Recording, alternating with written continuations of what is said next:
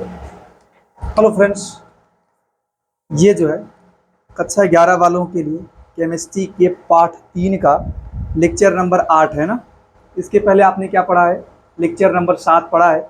Lecture number 7 में बात हुई है परमाणु त्रिज्या के प्रकार के बारे में। कितनी प्रकार की परमाणु त्रिज्याओं के विषय में आपको जानना चाहिए। एक क्या है, सबसे पहला आपने क्या पढ़ा है? पढ़ा है सहसंयोजी त्रिज्या, इसके बाद पढ़ा है धात्विक त्रिज्या, इसके बाद पढ़ा है वान डेर वाल्स त्रिज्या। और ये आप जान चुके हैं आप कि सबसे बड़ी त्रिज्या कौन सी होती है? वान डेर वाल्स त्रिज्या, उसके बाद धात्विक त्रिज्या, और सबसे छोटी त्रिज्या कौन होती है? सहसंयोजी त्रिज्या होती है। ठीक है, क्या होती है? सहसंयोजी त्रिज्या होती है। अभी ध्यान दें आप।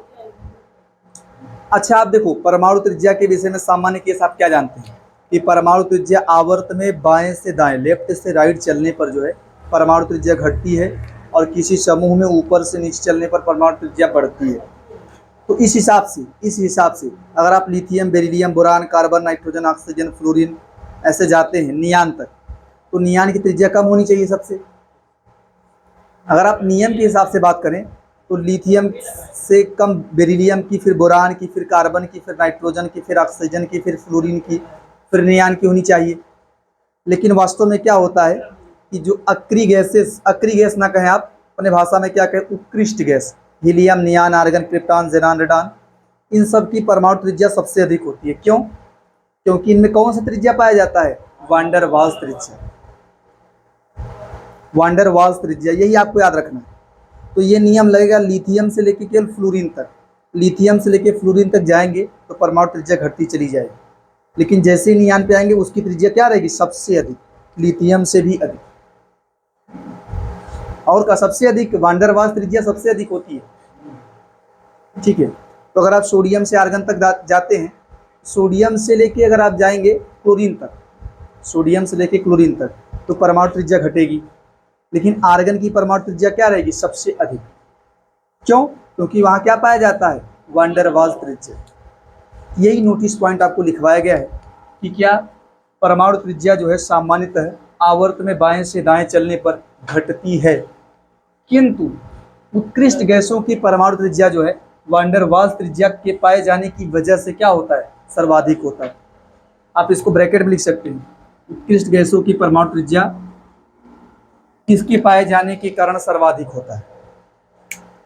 और बताया गया कि जो क्षार धातु, इसके अलावा देखो, तो इसके अलावा जो होगा क्षार धातुओं का परमाणु त्रिज्या सबसे अधिक इनका है, उत्कृष्ट गैसों का। उसके बाद कौन है? क्षार धातु। क्षार धातु से लेफ्ट में जाएंगे, अब ध्यान दें, लेफ्ट नहीं राइट में। क्षार धातुओं के बाद ही तो राइट में जाओगे, सोडियम से मैग्नीशियम। तो अगर सोडियम मैग्नीशियम की बात करें तो किसका परमाणु त्रिज्या अधिक होना चाहिए? सोडियम का, मैग्नीशियम का कम होगा। अगर लिथियम बेरिलियम की बात करेंगे तो बेरिलियम का परमाणु त्रिज्या कम होगा, लिथियम का ज़्यादा होगा। तो यही है आवर्त में। और समूह में मान लीजिए बात करें, समूह में क्या होगा? अगर आप मान लीजिए आप लिथियम से सीजियम तक जाते हैं, lithium, sodium, potassium, rubidium, caesium, तो परमाणु त्रिज्या बढ़ती चली जाएगी। अगर आप बेरिलियम से लेके रेडियम तक जाएं, या बेरिलियम से लेके बेरियम तक जाइए, beryllium, magnesium, calcium, strontium, barium, radium, तो यहाँ भी परमाणु त्रिज्या बढ़ती चली जाएगी। ये सब जानते रहिए आप। ठीक है, तो यहाँ लिखाया गया कि क्षार धातुओं की परमाणु त्रिज्या उत्कृष्ट गैसों के बाद सबसे अधिक होती है। उत्कृष्ट गैसों के बाद मतलब इनके बाद सबसे अधिक होगा। सबसे अधिक तो किसका होगा? उत्कृष्ट गैसों। उसके बाद क्षार धातु आ जाएंगे। ठीक है, जैसे अगर आपसे कोई कह दे कि लिथियम में और हीलियम में, जैसे आपको दिया जाए मान लो ऐसे ही कि लिथियम, बेरिलियम, बोरान और साथ में हीलियम दिया जाए, बोले कि इनको परमाणु त्रिज्या के घटते हुए क्रम में लिखिए, तो सबसे अधिक परमाणु त्रिज्या किसका होगा? उसके बाद लिथियम का, उसके बाद ये ऑर्डर, बेरिलियम, फिर बोरान। ये जानते रहिए। समझ पा रहे हैं ना? अगर यही मान लो आपसे दे दो, देखो कार्बन दे दे, नाइट्रोजन दे दे, ऑक्सीजन दे दे, फ्लोरीन दे दे, नियान दे दे, बोले इनको परमाणु त्रिज्या के लिखिए घटते हुए क्रम में, तो सबसे अधिक क्या लिखेंगे आप? नियान। नियान तो इसके समूह में जो यही मिलेगा ना, लिथियम वगैरह से भी ज़्यादा होगा। ठीक है, तो यही है। तो इसमें आप देख लेंगे ना, तुलना कर लेंगे आप कि नियान का सबसे अधिक, उसके बाद क्या होगा? कार्बन का, फिर नाइट्रोजन का, फिर ऑक्सीजन का, फिर फ्लोरीन का। तो यहाँ वही लिखा गया है कि परमाणु त्रिज्या घटता हुआ क्रम क्या है, सबसे अधिक lithium, beryllium, boron, carbon, nitrogen, oxygen, fluorine है। इसके बाद यहाँ बात करें sodium, magnesium, aluminium, silicon, phosphorus, sulphur, परमाणु त्रिज्या का घटता हुआ क्रम, परमाणु त्रिज्या का घटता हुआ क्रम है। अच्छा देखिए ध्यान से देखो, अगर आपसे कहा जाए ये इनको परमाणु त्रिज्या के घटते हुए क्रम में लिखना है, तो परमाणु त्रिज्या के घटते हुए क्रम में लिखने के लिए सबसे पहले आप पहचानो कि वो समूह है कि आवर्त है, समूह है कि आवर्त है। तो अगर आवर्त होगा तो नॉर्मली केस में क्या करेंगे, आवर्त में लेफ्ट से राइट जाएंगे, परमाणु त्रिज्या घटती चली जाएगी। और अगर समूह रहा तो ऊपर से नीचे चलेंगे आप, समूह में ऊपर से नीचे, और परमाणु त्रिज्या बढ़ेगी। तो घटते हुए क्रम का मतलब क्या है कि जिसका परमाणु त्रिज्या सबसे ज़्यादा है उसको सबसे पहले लिखना है, उसके बाद उससे कम, उसके बाद इससे कम। मान लो इनको लिखना है, सेलेनियम है, ऑक्सीजन है और सल्फर है, ठीक है।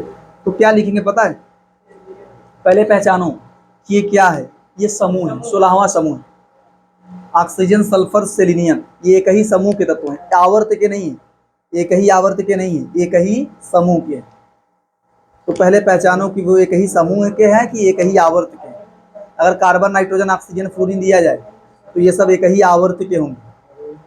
कार्बन, नाइट्रोजन, ऑक्सीजन, फ्लोरीन ये सब क्या है, एक ही आवर्त के हैं। Sodium, magnesium, aluminium, silicon, phosphorus ये सब एक ही आवर्त के हैं। लेकिन अगर आपसे दिया जाए नाइट्रोजन, फास्फोरस, आर्सेनिक ये दिया जाए तो ये क्या होगा, अगर ये मिल जाए, उल्टा क्रम बदल दे, पहले आर्सेनिक कर दे, फिर फास्फोरस कर दे, फिर नाइट्रोजन कर दे, तो ये सब एक ही समूह के होंगे, एक ही समूह के होंगे। तो समूह का क्रम क्या होगा, देखो ये समूह का है ना, तो जब आप समूह में चलेंगे तो क्या होगा, परमाणु त्रिज्या बढ़ेगा। तो सबसे अधिक देखो उस वो होता है ना, ऑक्सीजन आता है, फिर सल्फर आता है, फिर सेलेनियम आता है। सबसे अधिक परमाणु त्रिज्या इसका होगा, उसके बाद इसका होगा, और सबसे कम ऑक्सीजन का होगा। तो यहाँ जो परमाणु त्रिज्या का क्रम लिखेंगे, इसके लिए क्या लिखेंगे, सेलेनियम का, इसके बाद सल्फर का, इसके बाद ऑक्सीजन। कौन सा क्रम होगा, परमाणु त्रिज्या का घटता हुआ क्रम। यहाँ बात करें ब्रोमीन है, फ्लोरीन है, फ्लोरीन है, क्लोरीन है, आयोडीन है, तो ये तुम्हारा 17वां समूह है। फ्लोरीन, क्लोरीन, ब्रोमीन, आयोडीन ये 17वां समूह है। इसमें त्रिज्या का घटता हुआ क्रम क्या लिखेंगे, सबसे अधिक आयोडीन का, उसके बाद ब्रोमीन का, उसके बाद क्लोरीन का, ये घटता हुआ क्रम लिखेंगे। इसकी बात करें, ये देखो एक आवर्त है, सोडियम, मैग्नीशियम, एल्यूमिनियम, सिलिकॉन आवर्त है, बता दे रहा हूं। तो आवर्त में देखो सबसे अधिक परमाणु त्रिज्या क्या होगी, घटती है ना, आवर्त में चलेंगे लेफ्ट से राइट तो परमाणु त्रिज्या घटेगी। सबसे अधिक परमाणु त्रिज्या सोडियम की होगी, फिर मैग्नीशियम की होगी, फिर एल्यूमिनियम की होगी, और सबसे कम किसका होगा। थोड़ा इसको ध्यान से करेंगे, इन प्रश्नों को थोड़ा ध्यान दीजिएगा। ये एक आवर्त है, ठीक है। इसको फटाफट लिखिए, फिर एक हेडिंग करें आप लोग, आयनी त्रिज्या।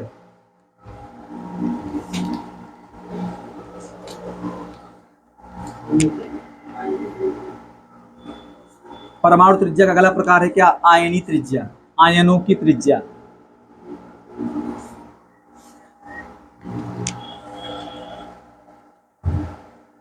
ये लिखिए आप लोग ना, थोड़ा देखिए ध्यान से, क्या होगा आपका हेडिंग, चौथा हेडिंग होगा, परमाणु त्रिज्या का चौथा प्रकार है ना, आयनी त्रिज्या, आयनिक रेडियाई, रेडियस का रेडियाई।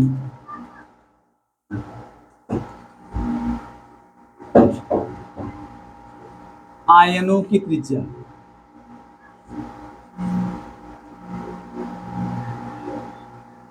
अब आपको आयनों की त्रिज्या निकालनी है। आयनों की त्रिज्या में दो प्रकार से पढ़ेंगे, धन आयनों की त्रिज्या और, हाँ वही पढ़ाएंगे आपको।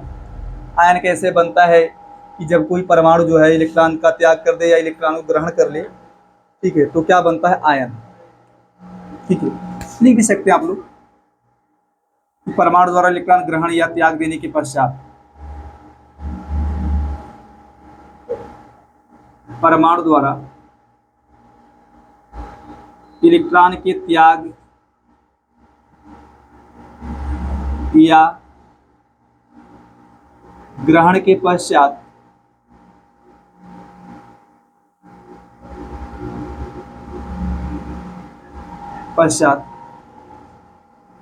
धनायन, आयन वही ना, या ऋणायन का निर्माण होता है।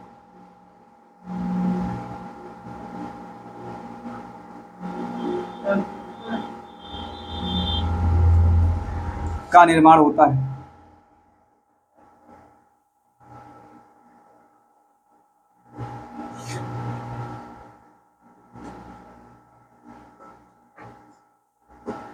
आपको निकालना क्या है, धनायनों की त्रिज्या।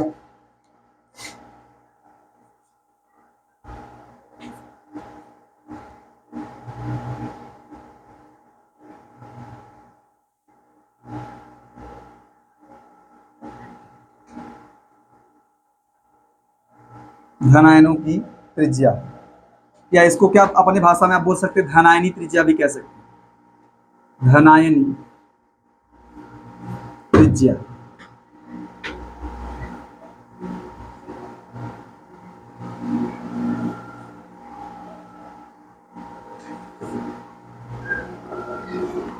तो क्या लिखेंगे, धनायनों की त्रिज्या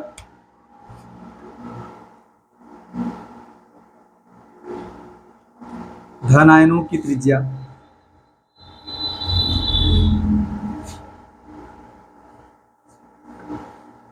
मूल परमाणु की तुलना में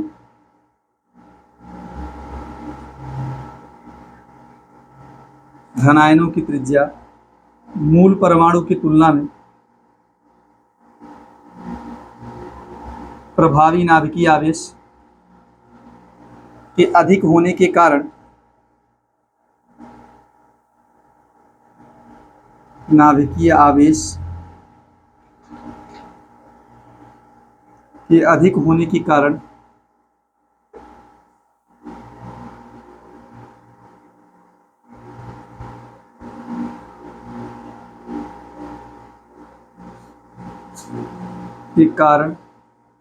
कम होती है।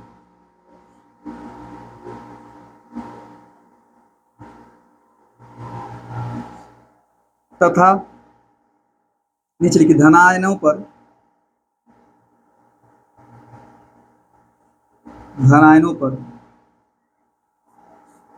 धनावेशों का मान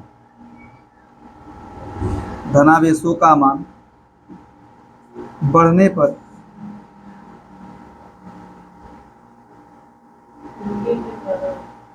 क्या लिखा है, मूल परमाणु आवेश के अधिक होने के कारण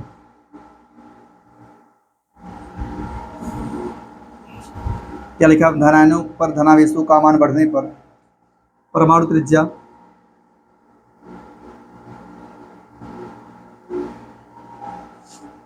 त्रिज्या घटती चली जाती है।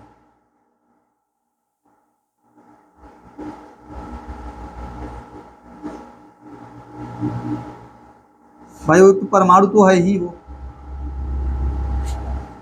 अच्छा पहले आप इसको समझ लीजिए, तब देखो बताया जा रहा है, मैंने आपको हालांकि समझा दिया है कि देखो जैसे Na है और Na प्लस है, कोई पूछे Na और Na प्लस में किसकी त्रिज्या अधिक रहेगी।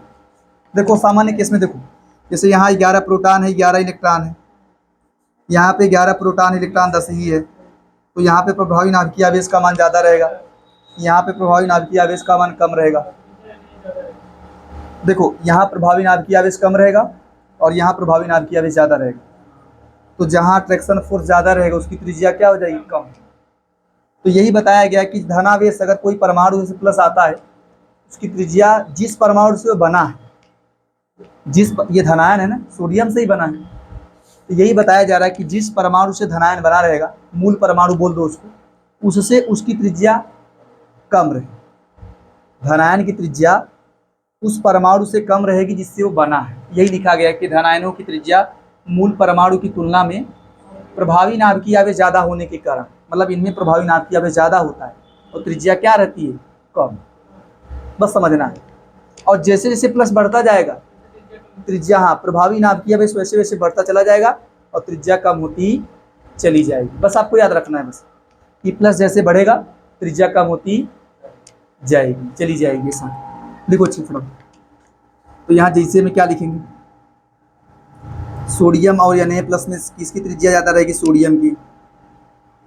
और आपसे कोई कहे मैग्नीशियम है Mg डबल प्लस है,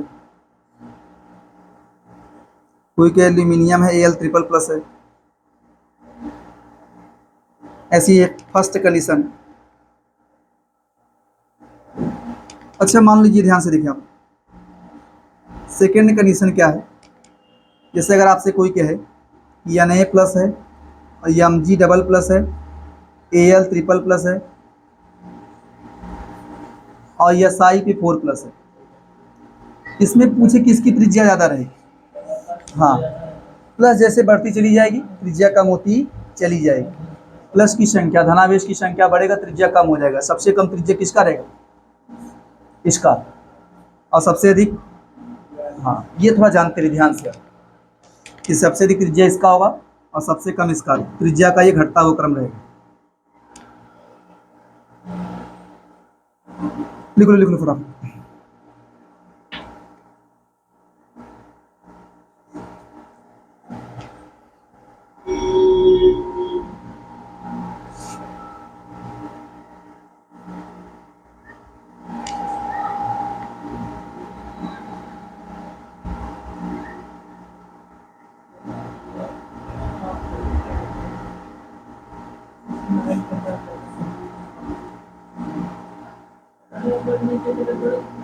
अब देखो इसमें क्या होगा, इसमें सबसे अधिक सोडियम का होगा।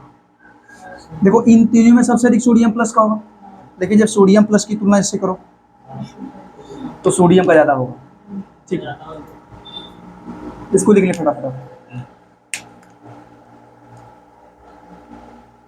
अगला हेडिंग होगा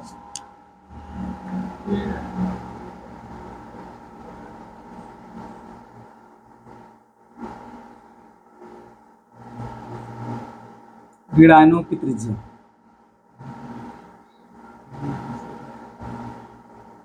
या आप इसको बोल सकते हैं ऋणायनी त्रिज्या।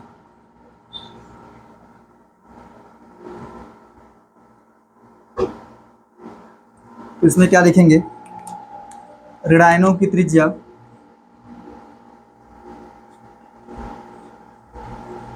ऋणायनों की त्रिज्या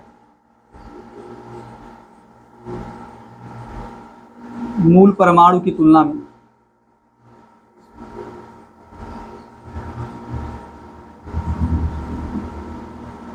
ऋणायनों की त्रिज्या मूल परमाणु की तुलना में प्रभावी नाभिकीय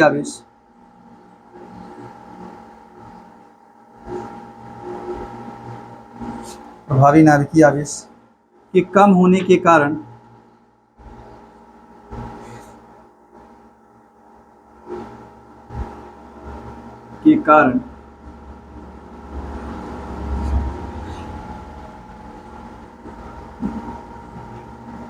मूल परमाणु से अधिक होती है।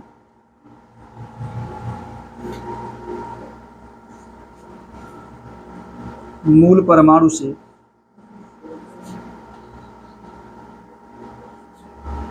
अधिक होती है।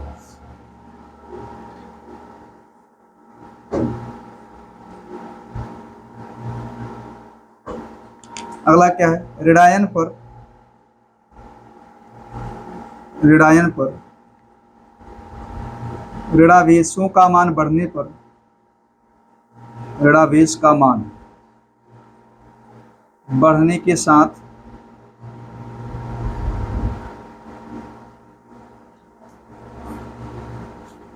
इसकी परमाणु त्रिज्या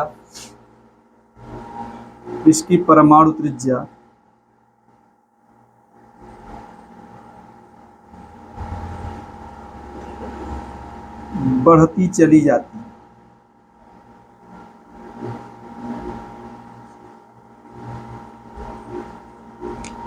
ऋणावेश बढ़ेगा तो परमाणु त्रिज्या बढ़ती चली जाएगी।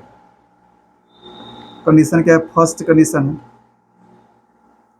जैसे आपसे कोई कह दे कि n में और n ट्रिपल माइनस में इसका ज़्यादा होगा,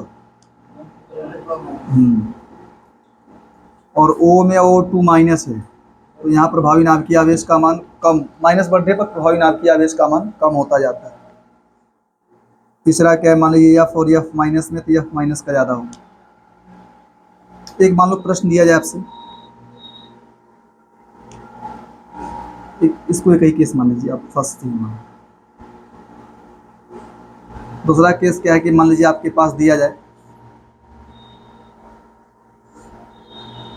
C4 minus, N3 minus, O2 minus और क्या दिया जाए F माइनस। अब कहे इन चारों में सिर्फ सबसे अधिक त्रिज्या किसकी रहेगी? हाँ, जिस पे निगेटिव चार्ज ज़्यादा रहेगा, माइनस की संख्या बढ़ने के साथ परमाणु त्रिज्या बढ़ती चली जाती है। माइनस वाले की परमाणु त्रिज्या मूल परमाणु से ज़्यादा होती है, और यहाँ ठीक उल्टा लगाना है।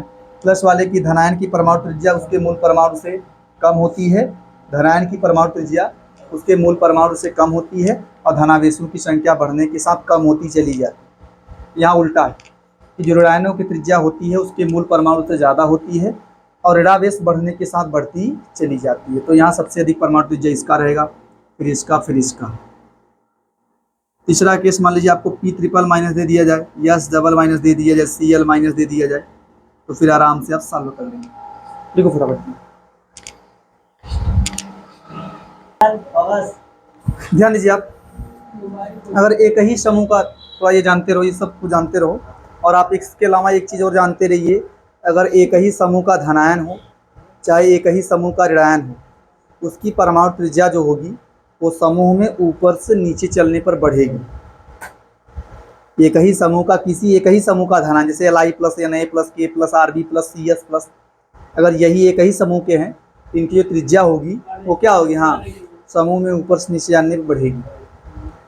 जैसे मान लो बेरिलियम पे 2 प्लस, मैग्नीशियम पे 2 प्लस, कैल्शियम पे 2 प्लस, ऐसा 2 प्लस आ रहा है, तो हाँ, जब जाएंगे समूह में ऊपर से नीचे तो त्रिज्या बढ़ती चली जाएगी। वैसे ही अगर ऋणायन जैसे F minus, Cl minus, Br minus, I minus, तो इनकी भी त्रिज्या क्या होगी, समूह में ऊपर से नीचे जाएंगे तो इनकी त्रिज्या बढ़ती चली जाएगी। अगर एक ही समूह के धनायन या ऋणायन हो तो समूह में ऊपर से नीचे चलने पर परमाणु त्रिज्या बढ़ती चली जाएगी। इसके बाद एक अगला हेडिंग कीजिए आप लोग, आयनन ऊर्जा या आयनन विभव, बहुत इंपॉर्टेंट पॉइंट है। आयनन ऊर्जा या आयनन विभव,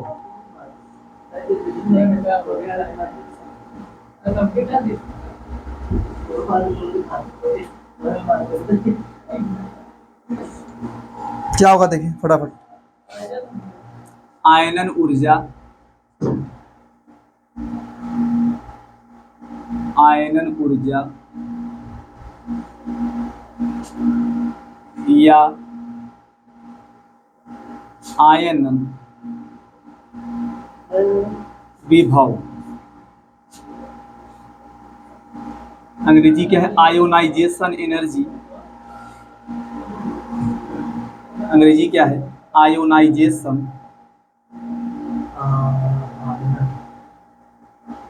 एनर्जी और आयोनाइजेशन पोटेंशियल। ध्यान दें आप, इसको शॉर्ट में दिखाते हैं IE से, इसको दिखाते हैं IE से, ठीक है। इसकी परिभाषा क्या होती है,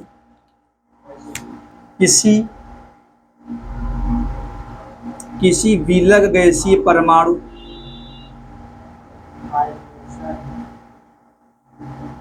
किसी विलग गैसीय परमाणु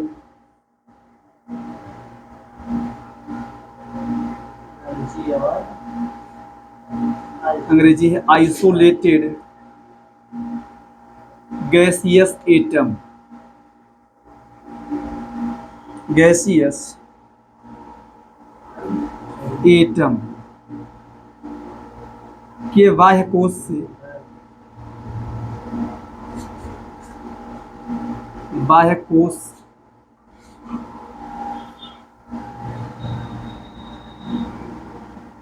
से इलेक्ट्रॉन को, या बाह्य कोश के कह सकते हैं, इलेक्ट्रॉन को निष्कासित करने के लिए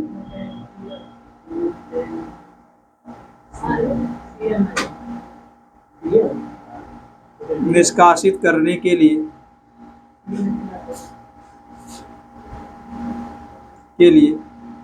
आवश्यक ऊर्जा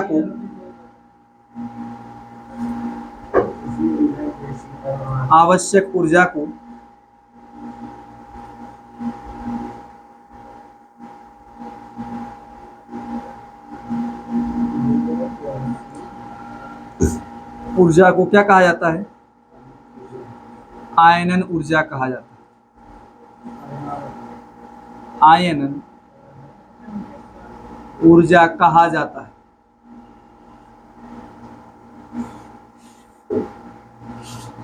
आप बाह्य कोश के इलेक्ट्रॉन को अपने भाषा में आप बाह्यतम इलेक्ट्रॉन भी कह सकते हैं।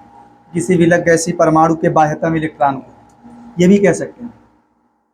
बाह्य कोश के इलेक्ट्रॉन को आप बोल सकते हैं बाह्यतम इलेक्ट्रॉन। इसको निकालने के लिए क्या करना है? हाँ, जितना एनर्जी आप देंगे उसी एनर्जी को आप बोलते हैं क्या? आयनन ऊर्जा। इसे IE से दिखाते हैं।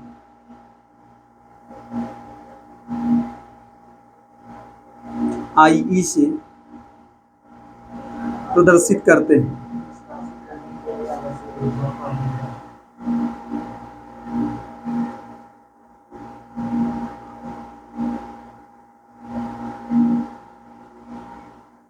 किसी विलग गैसीय परमाणु से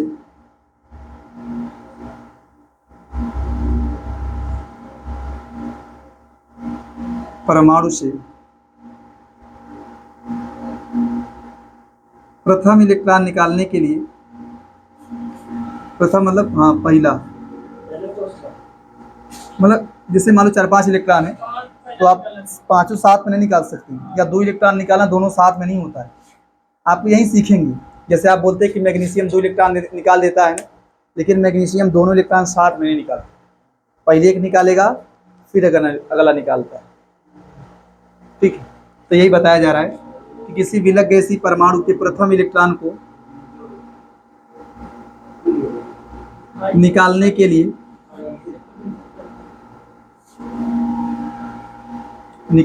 लिए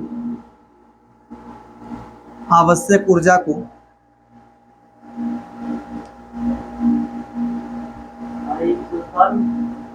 आयोनाइजेशन एनर्जी या आवश्यक ऊर्जा को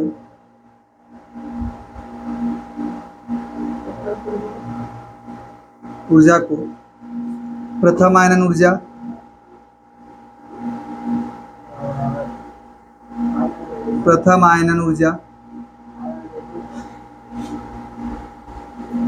IE1 द्वितीय इलेक्ट्रॉन को निकालने के लिए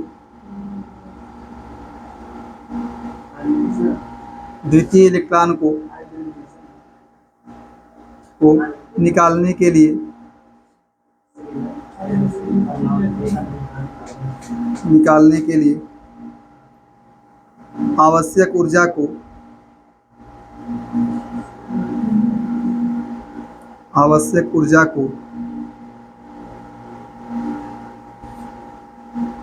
द्वितीय आयनन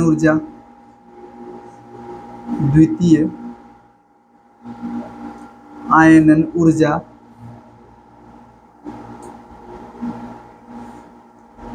IE2 तीसरे इलेक्ट्रॉन को निकालने के लिए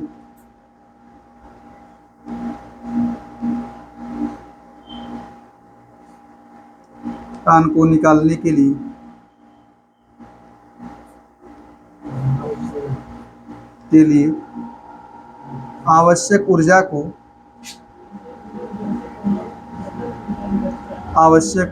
को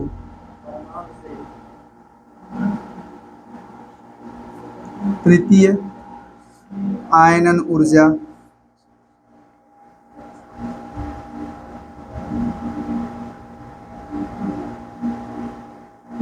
IE3 कहा जाता है।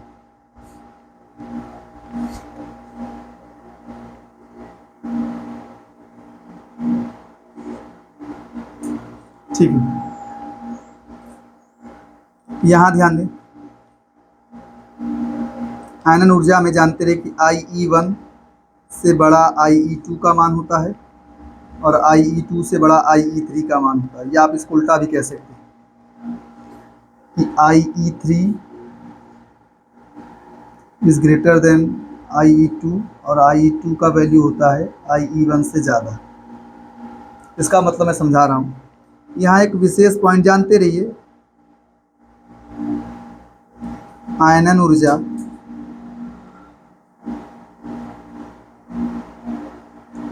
ऊष्मा क्या होती है, शोषी होती है।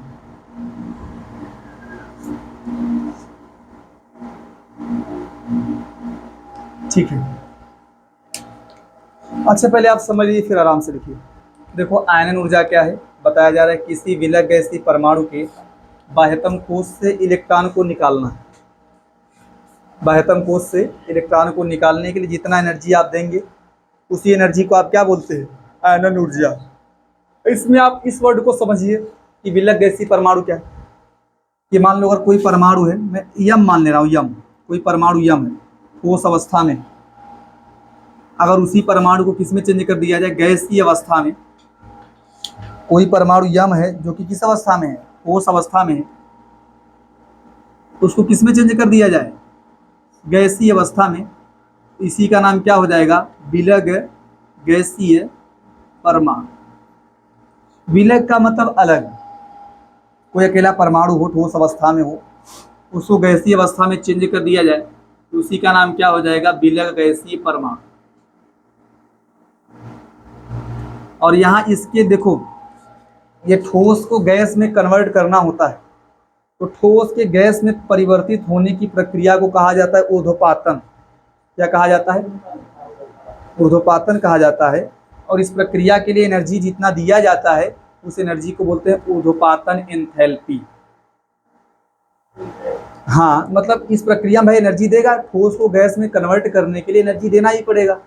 तो जो एनर्जी यहाँ दिया जाता है, जितनी अमाउंट ऑफ एनर्जी यहाँ दी जाती है उस एनर्जी को आप क्या बोलेंगे, ऊर्ध्वपातन एंथैल्पी। इन सब की बात बाद में होगी, फिलहाल आप ये जानते रहो विलय गैसीय परमाणु क्या। अब इसी विलय गैसीय परमाणु के बाहरी कोश से इलेक्ट्रॉन को निकालना है। तो देखो, अगर इलेक्ट्रॉन को निकालना है तो हमेशा एनर्जी देना ही पड़ेगा, एनर्जी देना ही पड़ेगा, कभी एनर्जी निकलेगा नहीं। भले से ही थोड़ा सा एनर्जी दो निकल जाए इलेक्ट्रॉन, बहुत कम एनर्जी दें तभी इलेक्ट्रॉन निकल जाए, लेकिन दोगे तो एनर्जी, एनर्जी देंगे, उसका अमाउंट अलग अलग होगा कि जब ज़्यादा एनर्जी देंगे तब इलेक्ट्रॉन निकलेगा तो बोलेंगे आयनन ऊर्जा का मान ज़्यादा।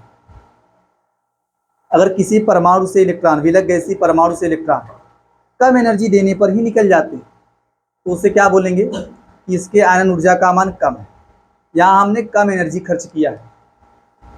और अगर किसी परमाणु से इलेक्ट्रॉन निकालने के लिए ज़्यादा एनर्जी की आवश्यकता है तो बोलेंगे कि यहाँ जो है आयनन ऊर्जा का मान क्या है, ज़्यादा। आपकी जानकारी के लिए बता दूं, जो क्षार धातु नहीं होती तो बहुत आराम से इलेक्ट्रॉन देती है। क्षार धातुएं जो है बहुत आराम से इलेक्ट्रॉन देती हैं, उनके आयनन ऊर्जा का मान सबसे कम होता है। क्षार धातुओं के आयनन ऊर्जा का मान क्या होता है, सबसे कम। मैं आपको बता भी चुका वाले पाठ में, ये थोड़ा जानते रहो कि क्षार धातुओं में जैसे sodium, lithium, sodium, potassium, rubidium, caesium, ये धातुएं बहुत आराम से इलेक्ट्रॉन देती हैं। और इसमें सबसे बेस्ट जो है, सबसे कम एनर्जी में इलेक्ट्रॉन देने वाला जो होता है वो सीजियम होता है। कौन होता है, सीजियम।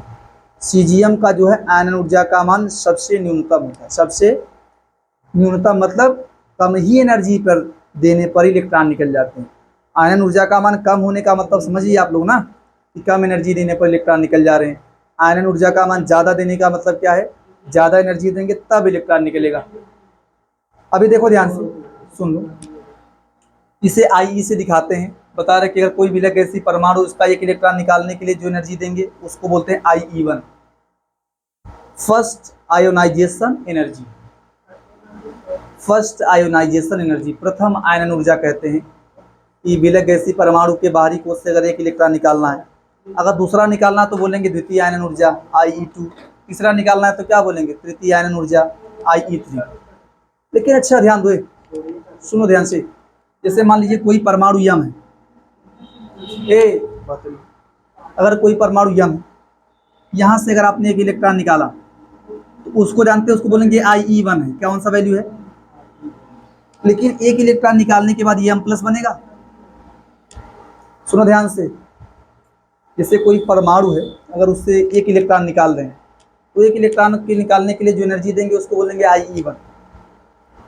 अब एक इलेक्ट्रॉन निकालने के बाद अगर तुमको दूसरा इलेक्ट्रॉन उसका निकालना IE2 होगा। लेकिन आप जानते हैं कहाँ से निकालेंगे इलेक्ट्रॉन। अब M से एक इलेक्ट्रॉन निकाल लिया, M प्लस बन गया ना, अब इलेक्ट्रॉन M प्लस से निकाले। पहले तो M से निकाला, एक इलेक्ट्रॉन निकाला, उसको बोलेंगे प्रथम आयन ऊर्जा। लेकिन अब जब दूसरा इलेक्ट्रॉन निकालना होगा तो कहाँ से निकालेंगे, M प्लस। तो अच्छा बताइए, M और M प्लस में कहाँ प्रभावी नाभिकीय आवेश ज़्यादा है।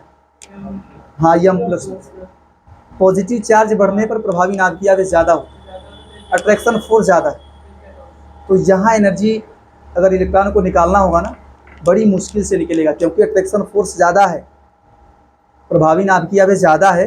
मतलब नाभिक और बाहरी कोश के इलेक्ट्रॉन के बीच का अट्रैक्शन फोर्स ज़्यादा है, फिर वहाँ से इलेक्ट्रॉन को निकालना थोड़ा सा क्या होगा, मुश्किल होगा। वहाँ इलेक्ट्रॉन निकालना क्या होगा, मुश्किल होगा। समझ पा रहे हो आप। अगर M से मान लो हमने निकाल लिया कि इलेक्ट्रॉन, ये बन जाएगा IE2 हो जाएगा, क्या हो जाएगा।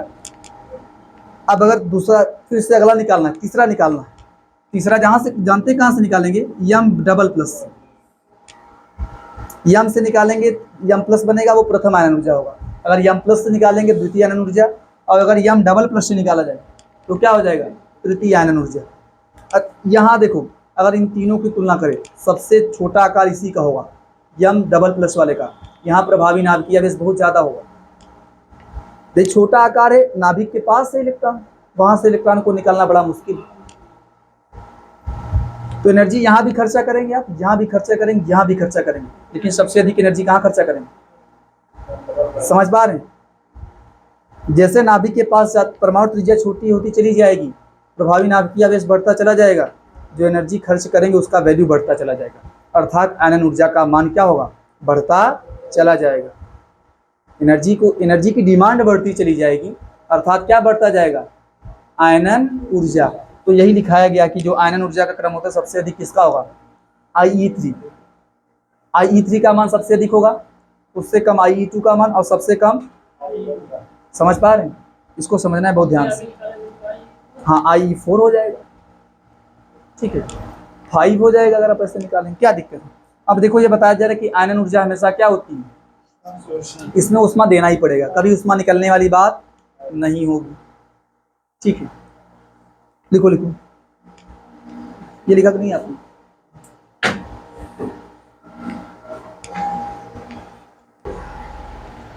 देखिए ध्यान से, आयनन ऊर्जा को प्रभावित करने वाले हेडिंग कर, चलिए ठीक है, जो भी आयनन ऊर्जा डिपेंड करती है परमाणु त्रिज्या पर, प्रभावी नाभिकीय आवेश पर, और साथ में एक और फैक्टर है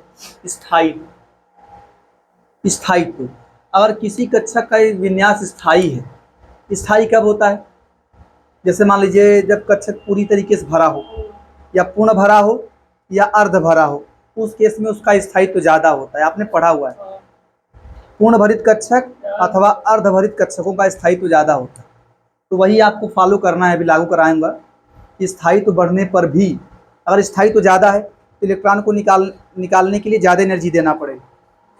स्थायी है ना, स्थायित्व ज़्यादा है, वहाँ से इलेक्ट्रॉन को निकालना बड़ा मुश्किल होगा, आपको इलेक्ट्रॉन को निकालने के लिए बहुत अधिक एनर्जी देना पड़ेगा। ठीक है, और सबसे ज़्यादा इसी फोकस करें आप कि स्थायित्व ज़्यादा होने पर एनर्जी ज़्यादा देना पड़ेगा। एनर्जी ज़्यादा देने का मतलब वहाँ आयनन ऊर्जा का मान ज़्यादा होगा। ठीक है, और सबसे अधिक स्थायित्व किसका होता है पता है ना, अरे वही उत्कृष्ट गैसों का। उत्कृष्ट गैस का कक्षक पूरी तरीके से भरा होता है, जैसे देखो हीलियम का 2s भरा हुआ है, 2p भरा होता है, 3p भरा है, ऐसे उनका कक्षक जो है बाह्य कक्षक पूरी तरीके से भरा होता है। तो भरे होने की वजह से वो बहुत स्थायी होते हैं। अगर स्थायी है तो वहाँ से इलेक्ट्रॉन को निकालना बहुत मुश्किल होता है, और इसी वजह से उत्कृष्ट गैसों के आयनन ऊर्जा का मान सर्वाधिक होता है। उत्कृष्ट गैसों के आयनन ऊर्जा का मान सर्वाधिक होता है, और सबसे कम जानते किसका होता है, क्षार धातु। क्षार धातुओं के आयनन ऊर्जा का मान सबसे कम होता है, क्योंकि वो देखो उनका देखो उत्कृष्ट गैस स्थायित्व वाली बात आ गई। उत्कृष्ट गैसों का जो है स्थायित्व देखें आप लोग, स्थायी ज़्यादा है, वहाँ से इलेक्ट्रॉन को निकालना बड़ा मुश्किल है। त्रिज्या भी ज़्यादा है, किस वजह से? वान डेर वाल्स त्रिज्या की वजह से। लेकिन अगर हम छोड़ दें, उन सबको छोड़े, यहाँ आई क्षार धातु पे आइए, तो क्षार धातु में लिथियम से कहाँ जाएंगे आप? अगर लिथियम से जाते हैं फ्लोरीन तक, सोडियम से जाते हैं क्लोरीन तक, तो त्रिज्या कम होती चली जाती है। तो त्रिज्या कम होगा, त्रिज्या कम होगा तो भाई त्रिज्या कम है तो नाभिक और बाहरी कोश के इलेक्ट्रॉन के बीच का अट्रैक्शन फोर्स बढ़ेगा। अट्रैक्शन फोर्स बढ़ेगा, फिर एनर्जी ज़्यादा देना निकालने के लिए, इलेक्ट्रॉन को निकालने के लिए फिर आप क्या देंगे? अधिक एनर्जी। यहाँ एक लिख लो, थोड़ा सा लिखा गया है, इसको पढ़ लेंगे बस जानबदी कि आयनन ऊर्जा जो है किसी आवर्त में बाएं से दाएं चलने पर परमाणु त्रिज्या के घटने की वजह से और प्रभावी नाभिकीय आवेश के बढ़ने की वजह से। अगर मान लो हाँ परमाणु त्रिज्या घटती है और प्रभावी नाभिकीय आवेश बढ़ता है, तो प्रभावी नाभिकीय आवेश बढ़ने का मतलब अट्रैक्शन फोर्स बढ़ेगा, एनर्जी ज़्यादा देनी पड़ेगी आपको, आयनन ऊर्जा का मान ज़्यादा होगा। यहाँ बात करें कि जो है अगर किसी समूह में ऊपर से नीचे आते हैं तो परमाणु त्रिज्या बढ़ती है, परमाणु त्रिज्या बढ़ेगी, दूरी बढ़ जाएगी, अट्रैक्शन फोर्स कम हो जाएगा, अर्थात क्या कम हो जाएगा? प्रभावी नाभिकीय आवेश। नाभिक और बाहरी कोश के इलेक्ट्रॉन के बीच के अट्रैक्शन फोर्स को ही तो आप क्या बोलते हैं? प्रभावी नाभिकीय आवेश। तो परमाणु त्रिज्या बढ़ती है, प्रभावी नाभिकीय आवेश घट को क्या लिखा आपने? बढ़ने प्रभावी नाभिकीय आवेश के कम होने के कारण।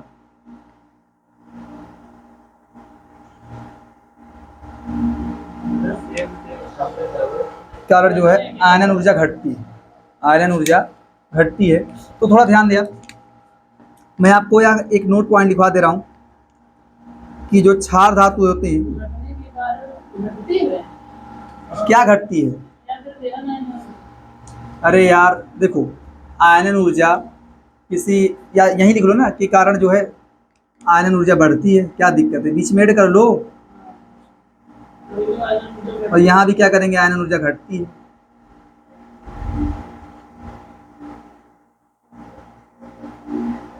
ठीक है, क्या लिखेंगे? क्षार धातुओं के, क्षार धातुओं का आयनन ऊर्जा, आयनन ऊर्जा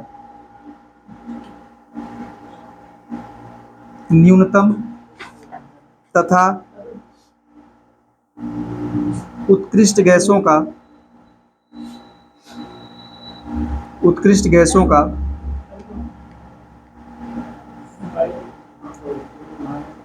आयनन ऊर्जा, आयनन ऊर्जा न्यूनतम होता है, अधिकतम होता है।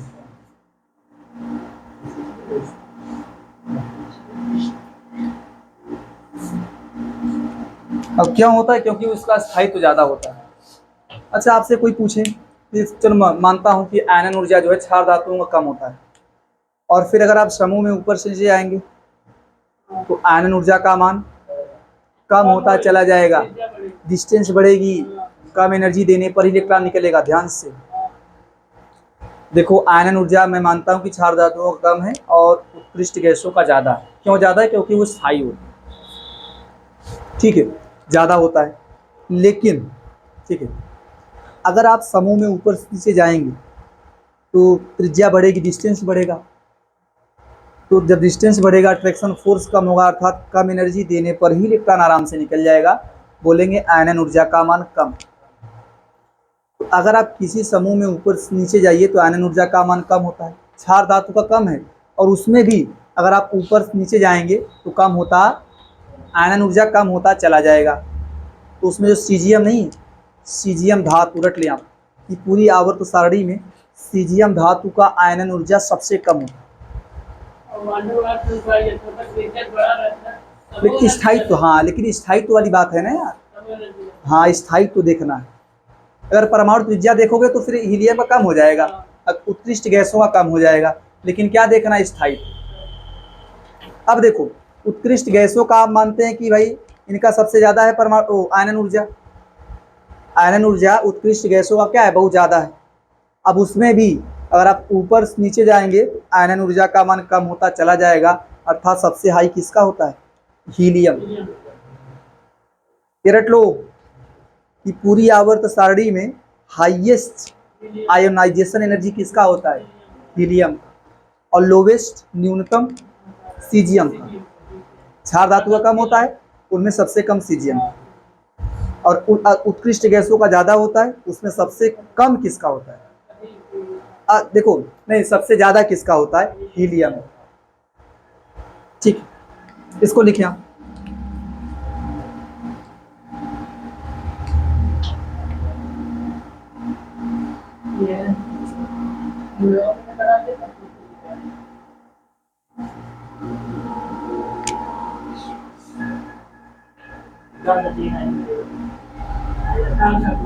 इसको लिख लो, क्या दिक्कत है? तो आप यहां लिखेंगे कि सर्वाधिक आयनन ऊर्जा वाला तत्व कौन है? सर्वाधिक आयनन ऊर्जा वाला तत्व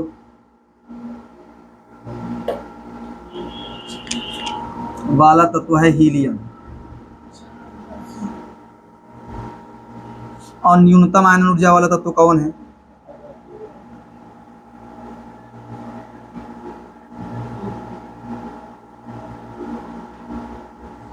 ऊर्जा वाला तत्व कौन है?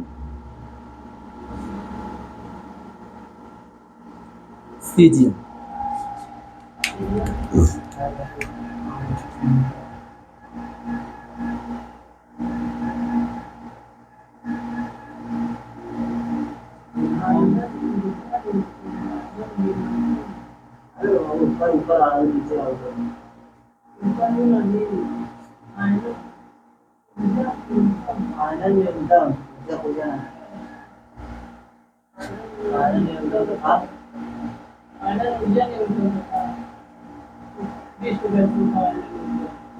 कर लेंगे यार बैलेंस।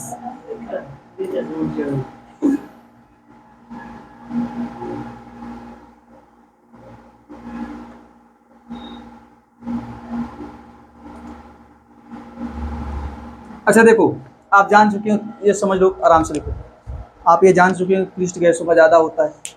उत्कृष्ट गैसों को छोड़ दो, उसके अलावा अगर तुलना करना है तो आपने क्या पढ़ा है कि आयनन ऊर्जा जो होता है, किसी आवर्त में चलेंगे लेफ्ट से राइट तो बढ़ता है, किसी आवर्त में बाएं से दाएं चलने पर परमाणु त्रिज्या कम होती है।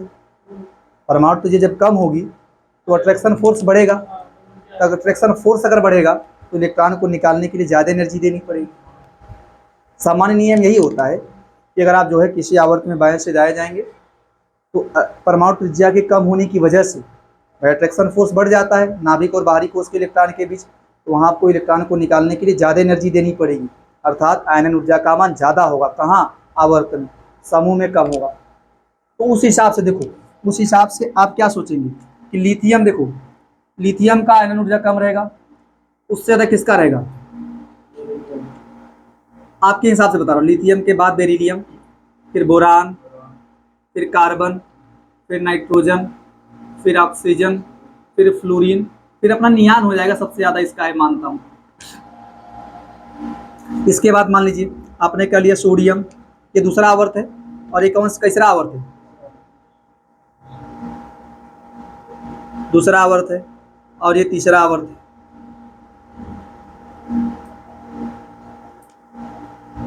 इसमें क्या होगा? सोडियम, इससे ज़्यादा मैग्नीशियम, फिर एल्यूमिनियम, फिर सिलिकॉन, फिर फास्फोरस, फिर क्या होगा?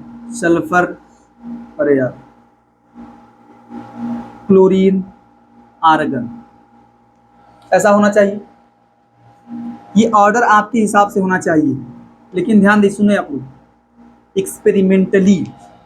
एक्सपेरिमेंटली ऐसा देखा गया कि ये जहाँ ये बेरिलियम और बोरान था ना, इसमें देखा गया कि बेरिलियम की आयनन ऊर्जा, प्रथम आयनन ऊर्जा की, प्रथम कर लेंगे आप कि प्रथम आयनन ऊर्जा, कि बेरिलियम की प्रथम आयनन ऊर्जा बोरान से ज़्यादा, मतलब ऐसा देखा गया। आपके हिसाब से ऐसा होना चाहिए, लिथियम फिर बेरिलियम फिर बोरान फिर कार्बन नाइट्रोजन ऑक्सीजन फ्लोरीन नियान, ऐसा होना चाहिए। लेकिन एक्सपेरिमेंटली जब देखा गया तो वहाँ देखा गया कि बेरिलियम का ज़्यादा था, बोरान का कम। यहाँ इन दोनों के क्रम में परिवर्तन था, वैसे ही यहाँ भी परिवर्तन दिखाई दिया। नाइट्रोजन और ऑक्सीजन में ऑक्सीजन का कम, नाइट्रोजन का ज़्यादा। अब क्यों बता रहा हूँ? वैसे यहाँ भी देखा गया मैग्नीशियम एल्यूमिनियम, मैग्नीशियम का ज़्यादा, एल्यूमिनियम का कम। यहाँ भी ऐसे देखा गया। अब इसका रीजन समझो ध्यान से। देखो ये सही नहीं है, ये गलत मैं लिखा हूँ। सही जानते हैं क्या होगा? सही जो ऑर्डर होगा ये गलत है। ये तो आपका सोच बता रहा है कि ऐसे होना चाहिए था, लेकिन सही क्या है? सही होता है ना लिथियम, इसके बाद बोरान आता है, फिर क्या आता है? बेरिलियम, फिर कार्बन, फिर ऑक्सीजन, फिर नाइट्रोजन, फिर फ्लोरीन, फिर क्या? ये सही क्रम है। ऐसा क्यों बता रहा हूँ?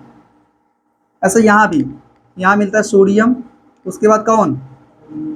एल्यूमिनियम, इसके बाद मैग्नीशियम, सिलिकॉन, इसके बाद सल्फर, इसके बाद फास्फोरस, इसके बाद क्लोरीन, इसके बाद आर्गन। ये सही क्रम। ऐसा क्यों? देखो इसका रीजन बताया गया है ना, बताया गया कि बेरिलियम और बोरान में देखें तो इसका इलेक्ट्रॉनिक विन्यास होता है 2s2 और इसका होता है 2s2 2p1। ये जानते हैं ये पूरी तरीके से भरा हुआ है, ये पूरी तरीके से भरा हुआ है। 2s में 2 इलेक्ट्रॉन है तो दोनों भरा हुआ है, लेकिन इसका 2p क्या भरा हुआ है? क्या नहीं भरा हुआ है। ये फुल्ली फिल्ड है, ये तो हाफ फिल्ड भी नहीं है, ये अर्धभरित भी नहीं है। हाँ ध्यान दें, ये पूर्ण भरित है, ये तो ना तो पूर्ण भरित है ना तो अर्धभरित है। और एक तरीका ये भी है कि यस कक्षक नाभिक के पास होता है, पी कक्षक नाभिक से दूर होता है, ऐसा भी देख सकते हैं। तो इस वजह से क्या होगा, इन दोनों में ये रीजन देखा गया, पहले देखा गया फिर बाद में बताया गया कि ऐसा क्यों हो रहा है। ऐसा हो रहा है क्योंकि ये पूरी तरीके से भरा हुआ है यस कक्षक, और ये 2p वाला भरा नहीं है, 2p वाला भरा नहीं है, ये ज़्यादा स्थायी, ये कम स्थायी है। तो इसके ज़्यादा स्थायी होने की वजह से इसको एनर्जी अधिक देना पड़ेगा और इसको क्या देना पड़ेगा? कम। इसको कम, इसको ज़्यादा। इस प्रकार इसके आयनन ऊर्जा का मान इससे क्या हो जाएगा? ज़्यादा। तो बेरिलियम का ज़्यादा, बोरान का कम। अब यहाँ क्या दिया गया? इन दोनों में क्या तर्क दिया गया? देखो इन दोनों में तर्क दिया गया, इसका देखो होता है 2s2 2p3। क्या होता है? 2s2 2p3, इसका होता है 2p4। अच्छा बताइए, ये हाफ फील्ड है कि नहीं? और ये तो ना तो हाफ फील्ड है ना तो फुल्ली फील्ड है, ना तो पूरा भरा हुआ है ना तो आधा भरा हुआ है। तो बताइए ये ज़्यादा स्थायी होगी नहीं? स्थायी ज़्यादा होगा ना। इस वजह से इसका जो होगा ये ज़्यादा स्थायी होगा, तो यहाँ ज़्यादा एनर्जी सप्लाई करना पड़ेगा और यहाँ कम एनर्जी सप्लाई करना पड़ेगा। तो इसका आयनन ऊर्जा कम, नाइट्रोजन का। थोड़ा यही याद रखें आप कि बेरिलियम बोरान में किसका ज़्यादा? बेरिलियम का ज़्यादा, क्योंकि बेरिलियम का 2s कक्षक पूरी तरीके से भरा गया और यहाँ पूरी तरीके से भरा नहीं। ये ज़्यादा स्थायी, कम स्थायी, ये याद रखें आप लोग। ठीक है, यही फंडा यहाँ भी लग जाएगा ना। इसका देखो, इसका होगा 3s2 बाहरी कोश का इलेक्ट्रॉनिक विन्यास, इसका होगा 3s2 3p1। तो भाई ये स्थायी, ये भरा हुआ है, यस कक्षक में 2 इलेक्ट्रॉन दोनों भरे गए, ये तो नहीं भरा गया। यहाँ भी वही हाल होगा। इसका क्या होगा पता है? इसका होगा 3p3, इसका होगा 3p4। 1s2 2s2 कर लीजिएगा इलेक्ट्रॉनिक विन्यास। इसका 3p3, इसका 3p4। ये हाफ फील्ड है, ज़्यादा स्थायी होगा, और ये वाला क्या होगा? कम स्थायी। क्या होगा? क्लियर है? आप ध्यान से इसको देखिएगा आप। ठीक, देखो फिर